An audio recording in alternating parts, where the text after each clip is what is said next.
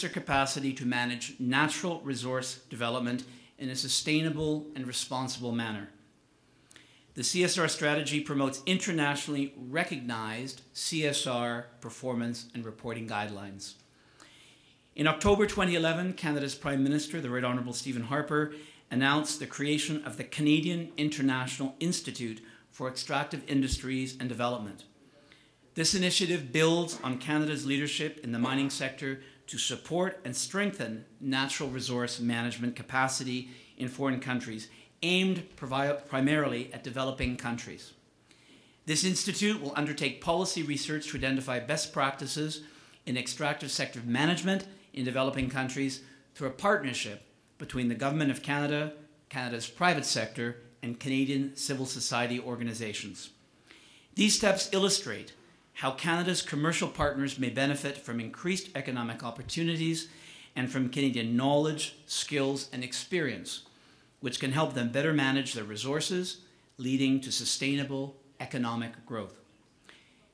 It is now my pleasure to introduce Monsieur Louis Guay, a former Canadian ambassador, business executive, and now university lecturer, who has extensive experience in corporate social responsibility and sustainable development. And I might add, someone who began his distinguished diplomatic career in Greece some 35 years ago and sets a high standard for his mastery of the Greek language. This is an area where Canada has significant experience and expertise in fostering conditions whereby constructive dialogue can take place on even the most difficult resource issues. Thank you very much.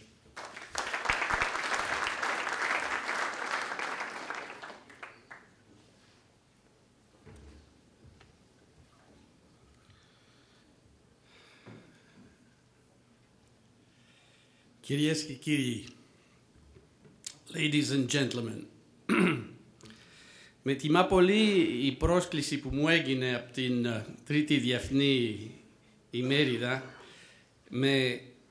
για να μιλήσω για την κοινωνική ευθύνη και για την διαχρονική απάντηση.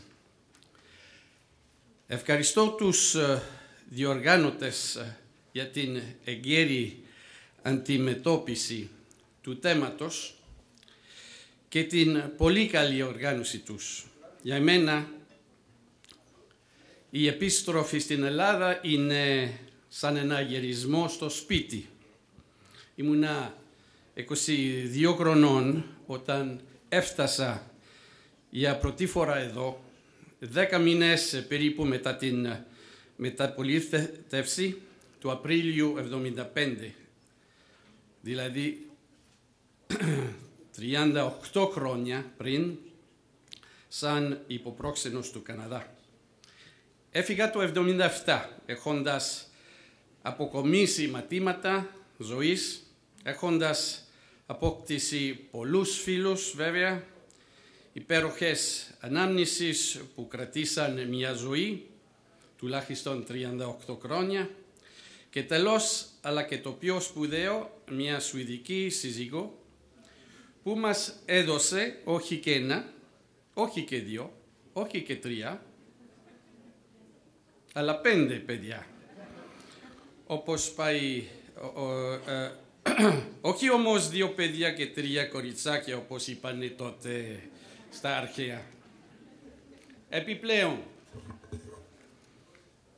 μία από τις κόρες μου έχει σπουδάσει τα ελληνικά σε 4 διαφορετικά μαθήματα στο Πανεπιστήμιο.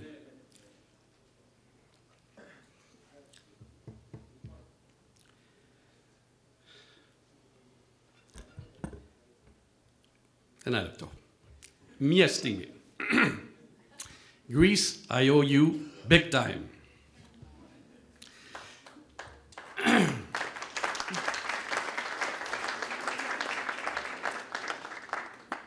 Μη φοβάστε κυρίες και κύριοι, δεν θα σας μιλήσω με τα πολύ σκουριασμένα, σπασμένα μου ελληνικά, αλλά στην lingua franca της εποχής μας, αγγλικά. I just wanted briefly to underline our commonalities. Ladies and gentlemen, this event I have problems in English now. This event constitutes one more occasion for cooperation between our countries, our industrial sectors, our institutions, and our citizens. I salute this Greek-Finnish, Australian-Canadian cooperation and dynamic with which you will now fully understand I totally relate. In fact, I almost thought, or I was told that there might be Swedish people present, and I had prepared a phrase or two in Swedish. Their loss. I do not believe in coincidences, but strongly believe in convergences. This event blends into it a lot of my past, of my present, and more importantly, of our collective future. Ladies and gentlemen, let's talk about our collective future and how to contribute to making an industrial sector, such as the mining sector, a true and effective vector of sustainable, I prefer the word durable, socio-economic development. First, I wanted to avoid being presented formally, not only to save time, but because I wanted myself to explain to you my trajectory with a special focus on the relevant features to our topic today. I hope that you will understand that while a bit unusual, this approach is only meant to give credibility and relevance to the comments I want to share with you today. I have belonged to what I call, and we'll come back to that in a minute, the three categories of stakeholders. In other words, I spent 38 years, well, I've spent 32 years in diplomacy, 6 years in the private sector, including as a mining executive in Santo Domingo in the 90s. I also belong and have belonged on many occasions to non-governmental organizations, some of which I have founded myself. I founded a Chamber of Mine. I belong to an NGO devoted to community development. I have seen conflict from up close, as a mediator, as a witness, and even, very unfortunately, as an actor. My last assignment in my formal life as a diplomat was as a CSR coordinator, corporate social responsibility coordinator in the Department of Foreign Affairs. In fact, implementing or contributing to the implementation of the policy that the ambassador just described. All of my assignments, starting with Greece, were in countries well endowed with natural resources. And I was a witness in all of those countries: Mexico, Cameroon, Venezuela, Congo, Dominican Republic. Finally, I studied business and finance. I know how to read a balance sheet. I have the utmost respect for the audacity and potential for innovation and for stimulating holistic progress that the investment transaction can generate within a socially responsible framework. I repeat, within a socially responsible framework. And for having experimented it and witnessing it in various projects in the world, I believe in the mining sector's capacity to be that effective vector, as other sectors can and should be in the broader natural resource sector. I now have the privilege of being a senior fellow at St. Paul University in Ottawa, where I teach a social responsibility and durable development course. You're all welcome to it, of course. It starts the first week of May, again. I have therefore belonged at one point of my life, or still belong, to the three families of stakeholder, which provides me with what I think to be a useful perspective on challenges that companies involved in the natural resource sector with their home in Greece, Australia, or Canada face here in Greece and elsewhere in the world. And it does explain the intellectual provenance of the model I will too briefly share with you, if it does not contribute to its relevance, applicability, and credibility. Let's now briefly draw the lessons learned and share them with you, as we have only approximately, I thought my text says 20 minutes to do so. I hope my text is right. 1. I observe that there are three main categories, as I said, I call them families of stakeholders in any socioeconomic venture.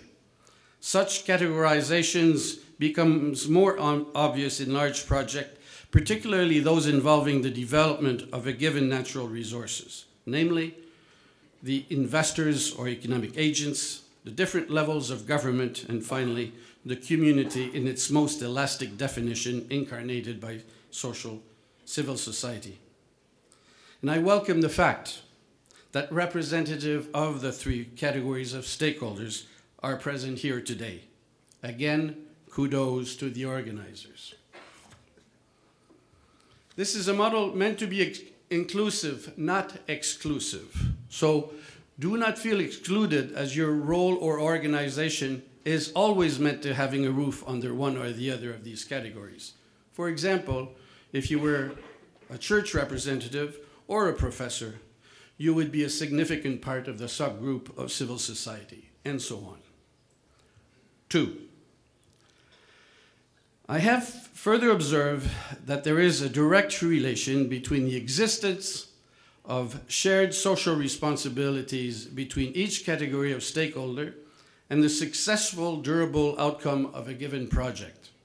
In other words, there are a series of standard or related standards. I inventoried some 29 international standards so far, most of them applicable to European countries, defining corporate social responsibility, as it's called, CSR, but they also help define the responsibilities of government and those of civil society as well. All categories of stakeholders have their own responsibilities, sometimes exclusive, sometimes similar, and sometimes shared. 3. Whether we like it or not, demography, oh boy, I have the problem with this one. Economics and the increasing and pressing need to provide opportunities for all, and particularly to our globally quickly growing youth, will find part of its direct and indirect solutions in the responsible and durable development of our global natural resources. This statement is valid both globally and locally.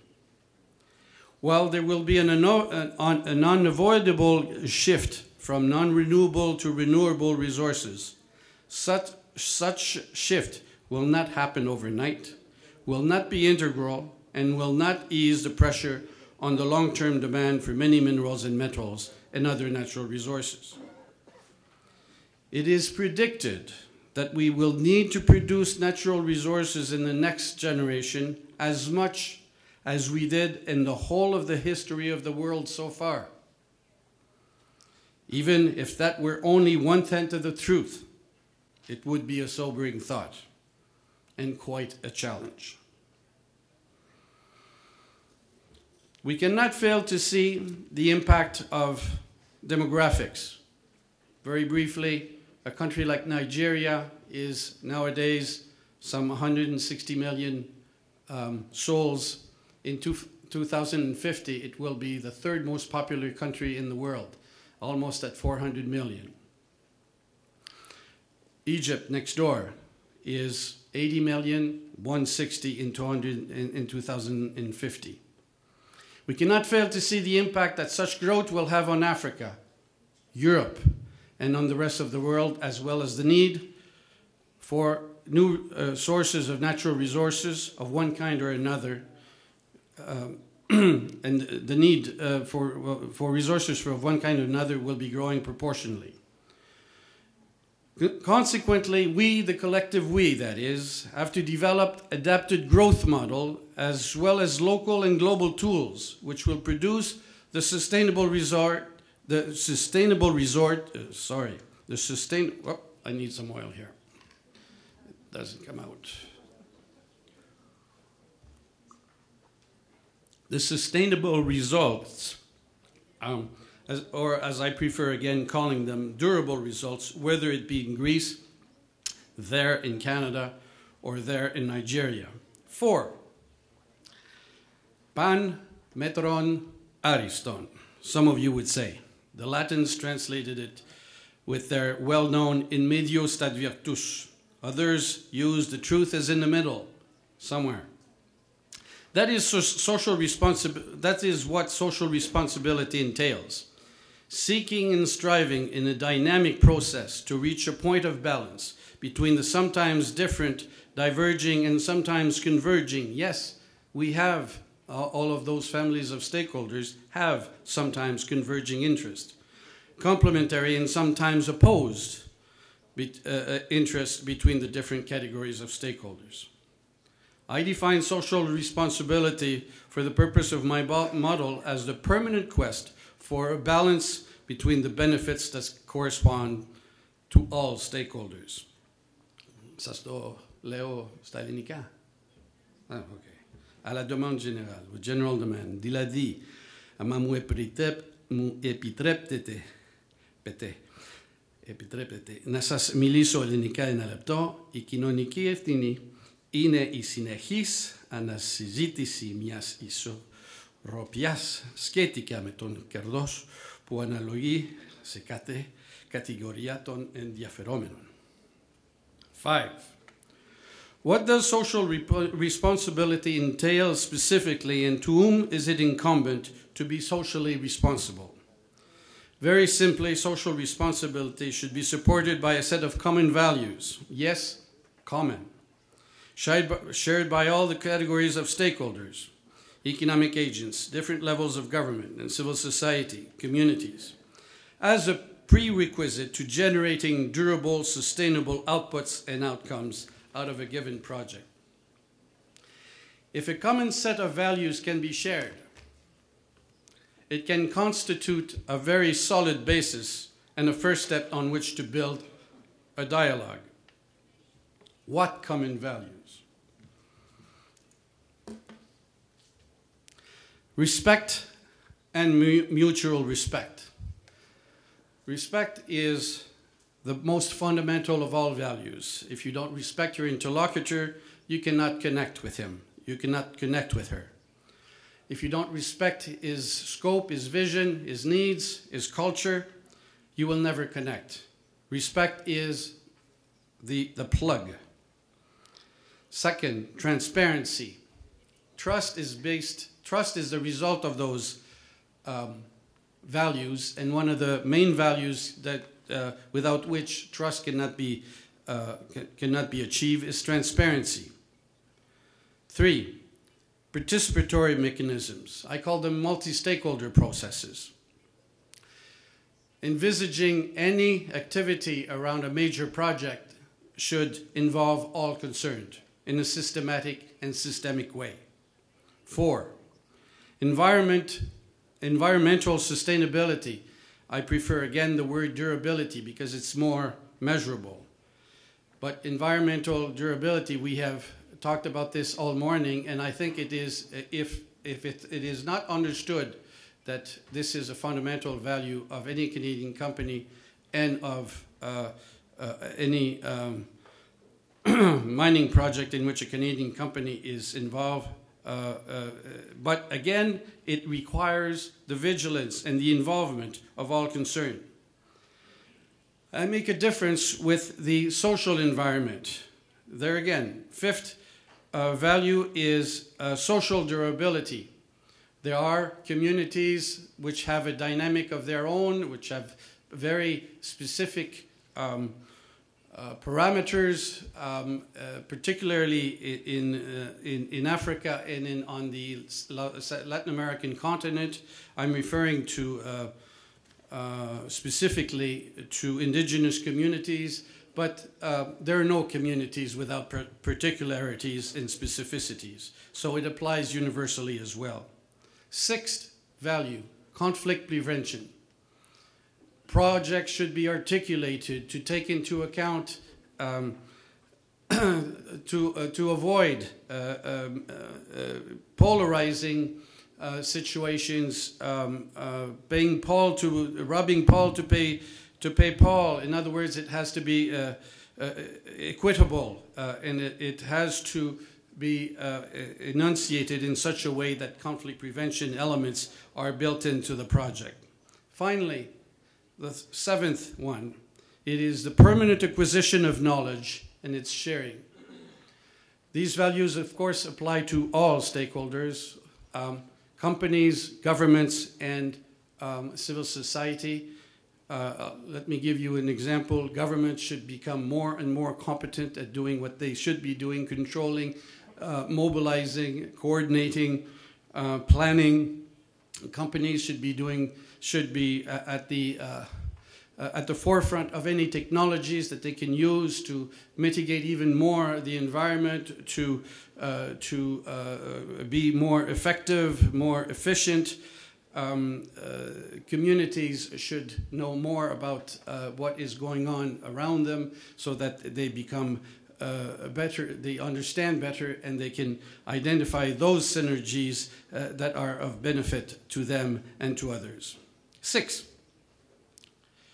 Durable outputs and outcomes out of a major economic project can only be the result of the creation of a multitude of effective partnerships between the different categories of stakeholders around a given project.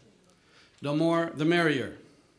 Effective partnerships can be formal or informal, short-term or long-term, but they should constitute as many opportunities to share between the various categories of stakeholders the benefits, not only the financial benefits, drawn from the presence of a major economic activities many activities. Some examples of durable outcomes and outputs. A better trained population through technical and vocational training, even through literacy programs. The advent and the multiplication of small and medium-sized enterprises as part of the supply chain. Strengthen community institutions and enhance capacities to assume their own portion of their developmental responsibilities. And enhance social infrastructure in the form of higher quality or the existence or the creation of schools, dispensaries, and hospitals. A better physical infrastructure, new roads, new access roads. A better environment through such programs as reforestation and water management. I note that there's some interest in both issues here in Greece. The last 2 points, when I talk about the physical infrastructure being a result, not necessarily an investment or at the cost of the company. This is, again, as a part of these multifaceted synergies that should emerge from this system. 7, this common value system, which can be the object of any type of explicit or even implicit agreement, declaration manifest between the stakeholders, should characterize and constitute the basis for trust and for the relationship to develop between stakeholders. It creates the space for the creation of all this, for this all-important dialogue. Out of such interactions will emerge trust, and the willingness of cooperating will develop. This in turn will engender the conditions for the creation of effective partnerships, not only win-win situation, sorry Mr. Ambassador, but win-win-win, measurable in concrete results. A socially responsible system is not a zero-sum system. The opportunities and the synergies it creates, both tangible and intangible, I'm sorry, I'm losing a word here, are of values to all categories of stakeholders. Number 8, I have observed that there is a common element to all conflict situation, whether it is as a generator or of a given conflict or as a catalyst for it. It's called ignorance, agnia. Consequently, it's not hard to conclude that the antidote to a main element of any conflict may be to inject knowledge and information into the system affected by conflict. Remember Socrates and many, many others for that matter, who used the expression